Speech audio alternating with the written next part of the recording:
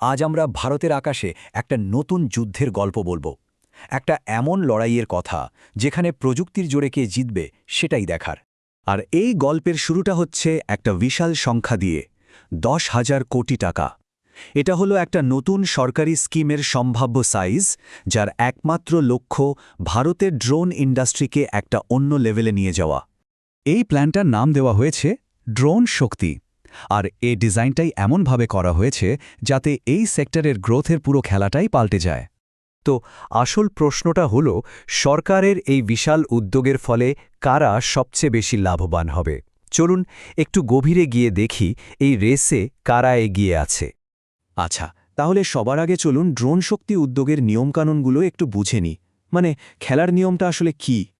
এখানে আসলে দুটো ধাপে ভর্তুকি দেওয়ার কথা বলা হচ্ছে। প্রথমটা হলো ম্যানুফ্যাকচারিং ইউনিট বসানোর খরচের ওপর, আর দ্বিতীয়টা হলো সরাসরি প্রোডাকশনের ওপর নির্ভর করে। আর এখান থেকেই পরিষ্কার বোঝা যাচ্ছে সরকার আত্মনির্ভরতার উপর কতটা জোর দিচ্ছে। দেখুন, নিয়মটাই হলো ড্রোনের অন্তত 60% যন্ত্রাংশ দেশেই তৈরি করতে হবে। এবার আসা যাক আমাদের প্রথম প্রতিযোগীর কথায়। Gen technologies. ডিফেন্স টেকনোলজির জগতে এরা কিন্তু বেশ বড় একটা নাম। ওদেরকে ভারতের প্রতিরক্ষা দুর্গের স্থপতি বলা যেতে পারে, কারণ ওদের মূল ফোকাসটাই হল ড্রোন আর অ্যান্টি ড্রোন সিস্টেমের ওপর। জেনের স্ট্র্যাটেজিটা কিন্তু খুবই ইন্টারেস্টিং। ওরা ভবিষ্যতের কথা ভেবে অ্যান্টি ড্রোন সিস্টেমে জোর দিচ্ছে, যেটা থেকে ওদের আয়ের প্রায় অর্ধেক আসবে বলে আশা করা যায়। আবার নিজেদের সোর্স কোড আর হার্ডওয়্যার তৈরি করে আত্মনির্ভর থাকছে।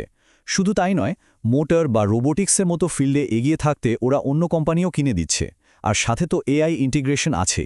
কিন্তু এত কিছুর পরেও ওদের আর্থিক পারফরম্যান্সের সংখ্যাগুলো কি বলছে? চলুন দেখি। দেখুন, অর্থবর্ষ ২৬-এর প্রথম ভাগে ওদের রেভিনিউ কিন্তু ৩৩% কমে গেছে। তবে মজার ব্যাপার হলো, খরচ কমানোর ফলে ওদের মার্জিন কিন্তু অনেকটাই বেড়েছে, প্রায় ৫৩% পর্যন্ত। আচ্ছা, এবার আমাদের দ্বিতীয় প্রতিযোগীর দিকে নজর দেওয়া যাক, প্যারাস ডিফেন্স। ওদের একটা ইউনিক ব্যাপার আছে। ওরা ড্রোনের চোখ অর্থাৎ অপটিক্স বানানোর ক্ষেত্রে প্রায় মনোপলি ধরে রেখেছে। ওরা নিজেদেরকে সার্বভৌম দুর্গের প্রধান স্থপতি হিসাবে দেখে। কারণটা সহজ, ওরা এমন সব পার্টস বানায় যা ভারতে আর কেউ বানায় না। আর এটাই ওদের সবচেয়ে বড় অ্যাডভান্টেজ। ওদের আসল তাকাতটা হলো হাইটেক কম্পোনেন্টসে। যেমন ধরুন, ড্রোনের জন্য ইলেকট্রো অপটিক ক্যামেরা বানানোর একমাত্র ভারতীয় কোম্পানি হলো প্যারাস। শুধু তাই না, ওরা ১২ ঘন্টা উড়তে পারে এমন হাইড্রোজেন চালিত ড্রোনও তৈরি করছে। ওদের কাছে ডেক্সটার 20 অ্যান্টি ড্রোন সিস্টেমও আছে। আর ওদের অর্ডার বুক এতটাই শক্তিশালী যে আগামী ২ বছরের রেভিনিউ প্রায় নিশ্চিত। জেনের ঠিক উল্টো ছবিটা প্যারিসের। ওদের রেভিনিউ প্রায় ১৬% বেড়েছে। তবে হ্যাঁ, এর জন্য অপারেটিং মার্জিন কিছুটা কমে ২৬% দাঁড়িয়েছে। তাহলে চলুন এবার আমাদের শেষ প্রতিযোগীর কথা বলি, আইডিয়া ফোর্জ। ইন্ডিয়ান ড্রোন মার্কেটের এক কথায় লিডার।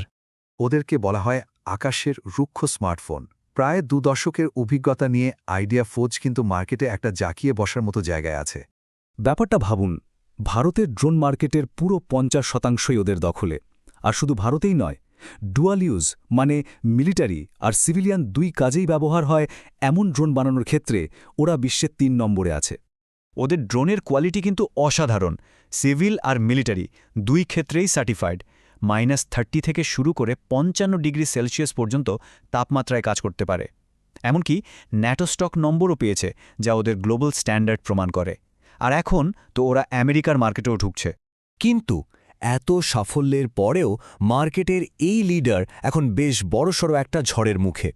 ইন্ডাস্ট্রিতে মন্দা চলার কারণে অর্থবর্ষ ২৬-এর প্রথম ভাগে ওদের রেভিনিউ ৫৬% পড়ে গেছে। তো আমরা ৩ প্রতিযোগীর সাথেই পরিচিত হলাম। এবার চলুন একটা ফাইনাল স্কোর কার্ড দেখে নিই। মানে ফাইন্যান্সিয়ালি কে কোথায় দাঁড়িয়ে আছে সেটার একটা তুলনা করা যাক। আর এখান থেকেই সবচেয়ে বড় প্রশ্নটা উঠে আসে, এই স্টকগুলো কি ভ্যালু ট্র্যাপ নাকি একটা ভালো সুযোগ? এই টেবিলটা দেখুন, এখানে ভ্যালুয়েশনের পার্থক্যটা বেশ মজার। জেনের রিটার্ন অন ক্যাপিটাল আর রিটার্ন অন ইকুইটি দুটোই বেশ ভালো। আর ওর পিই রেশিও এখন ওর ৩ বছরের অ্যাভারেজের চেয়ে কম, মানে সস্তায় পাওয়া যাচ্ছে। অন্যদিকে প্যারাসার কিন্তু বেশ প্রিমিয়াম ভ্যালুয়েশনে ট্রেড করছে। ওর পিই প্রায় ৭৭, যেটা ইন্ডাস্ট্রির অ্যাভারেজের থেকে বেশ কিছুটা বেশি। শেষ পর্যন্ত ব্যাপারটা দাঁড়াচ্ছে এই রকম। সরকারের ড্রোন শক্তি স্কিমটা একটা বড়সড় সুযোগ তৈরি করে দিচ্ছে, এটা ঠিক। কিন্তু প্রত্যেকটা কোম্পানির নিজস্ব স্ট্র্যাটেজি, নিজস্ব চ্যালেঞ্জ আছে। তাহলে প্রশ্নটা হলো, এই দীর্ঘমেয়াদী রেসের জন্য কার ইঞ্জিনটা সবচেয়ে শক্তিশালী?